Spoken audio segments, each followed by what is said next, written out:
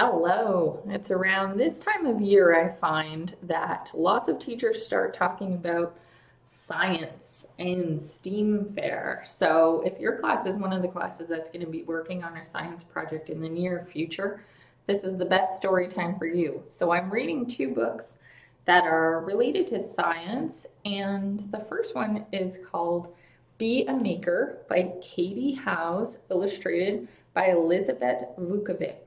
Now, most of you might know that the OJCS school actually has its own makerspace.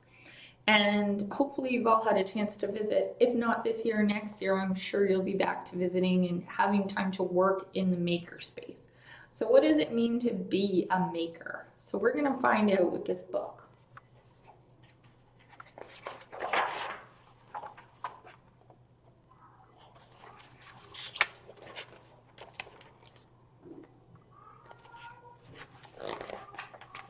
Ask yourself this question in the morning when you wake. In a world of possibilities, today, what will you make?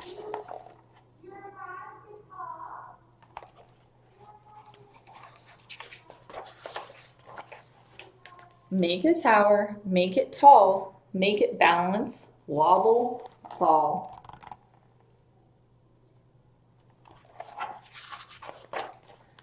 A universe inside your head.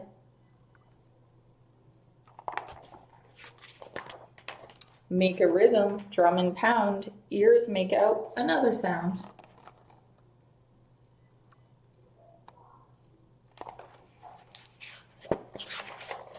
Make a telescope from toys, see what's making all that noise.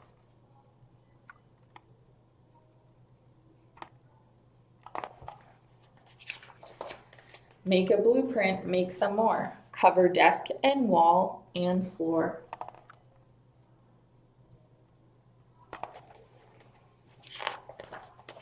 Make your way to play outside. Make a spaceship. Take a ride.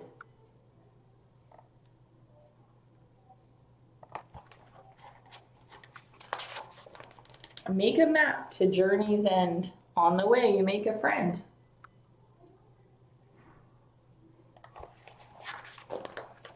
Make a snack and make a spare. Make enough for both to share.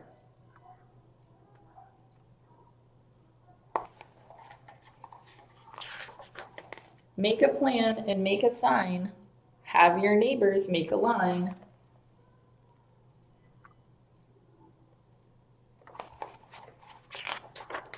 Make a gift of what you made. Make a smile from lemonade.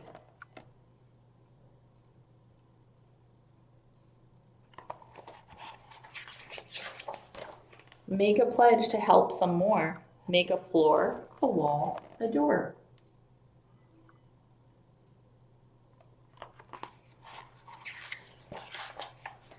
Make a difference, shine a light. Make your town a team tonight.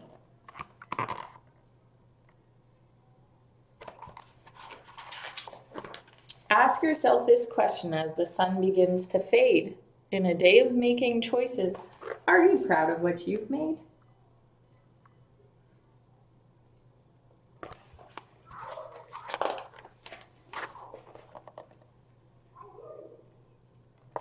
So all of us are makers. Anybody who has the imagination, the creativity to come up with an idea and to make something is a maker. This next book is called Rosie, Revere, Engineer by Andrea Beaty, illustrated by David Roberts.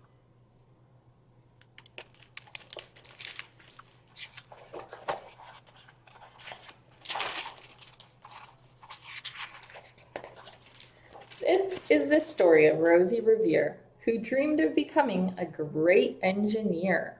In Lila Greer's classroom at Blue River Creek, young Rosie sat shyly, not daring to speak.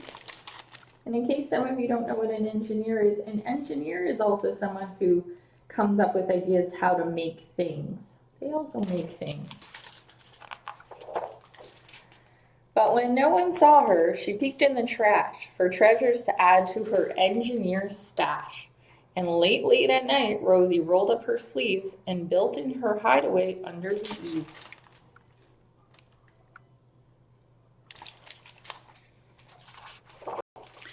Alone in her attic, the moon high above, dear Rosie made gadgets and gizmos she loved. And when she grew sleepy, she hid her machines far under the bed where they'd never be seen.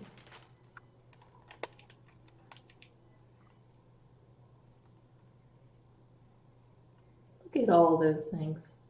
So many things. When Rosie was young, she had not been so shy. She worked with her hair swooping over one eye and made fine inventions for uncles and aunts, a hot dog dispenser and helium pants.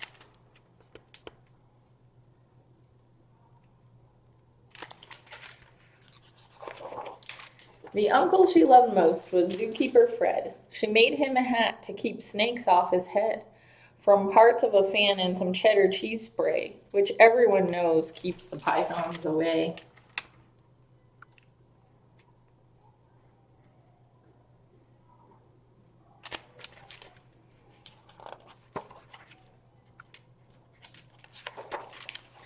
And when it was finished, young Rosie was proud, but Fred slapped his knee and he chuckled out loud.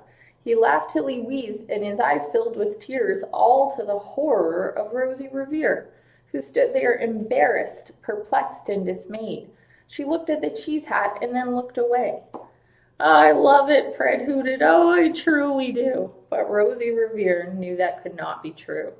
She stuck the cheese hat on the back of her shelf, and after that day, kept her dreams to herself. So he laughed at it, and she was embarrassed. And that's how it went until one autumn day, her oldest relation showed up for a stay. Her great-great-aunt Rose was a true dynamo who'd worked building airplanes a long time ago. She told Rosie tales of the things she had done and goals she had checked off her list one by one. She gave a sad smile as she looked to the sky. "The only thrill left on my list is to fly. But time never lingers as long as it seems. I'll chalk that one up to an old lady's dreams."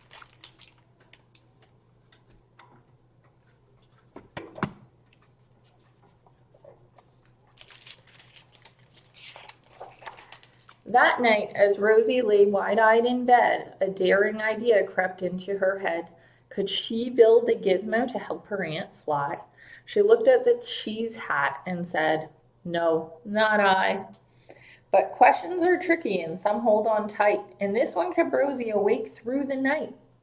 So when dawn approached and red streaks lit the sky, young Rosie knew just how to make her aunt fly.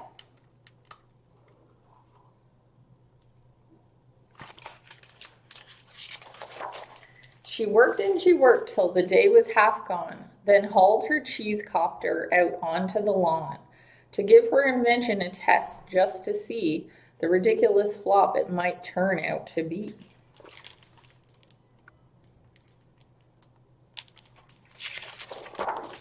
Strapped into the cockpit, she flipped on the switch. The helly old cheese copter sputtered and twitched. It floated a moment and whirled round and round, then froze for a heartbeat and crashed to the ground.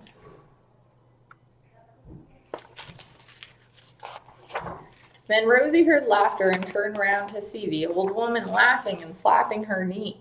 She laughed till she wheezed and her eyes filled with tears, all to the horror of Rosie Revere, who thought, "Oh no, never, not ever again will I try to build something to sputter or spin, or build with a lever, a switch, or a gear, and never will I be a great engineer."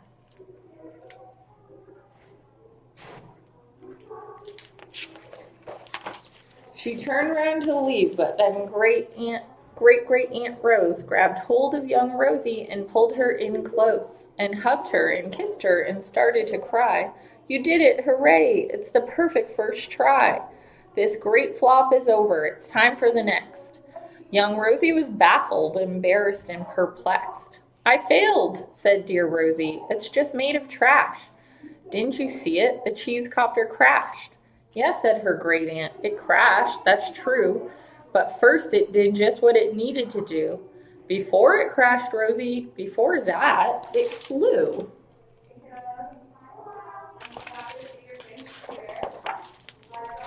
Your brilliant first flop was a raging success. Come on, let's get busy on to the next.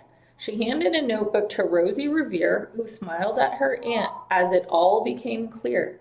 Life might have its failures, but this was not it. The only true failure can come if you quit.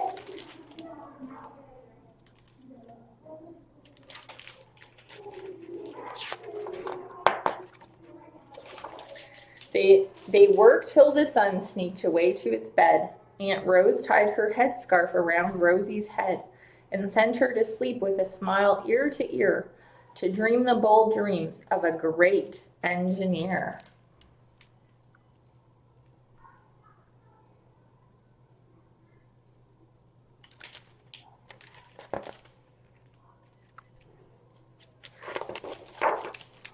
At Blue River Creek, all the kids in grade 2 build gizmos and gadgets and doohickeys too. With each perfect failure, they all stand and cheer, but none quite as proudly as Rosie Revere.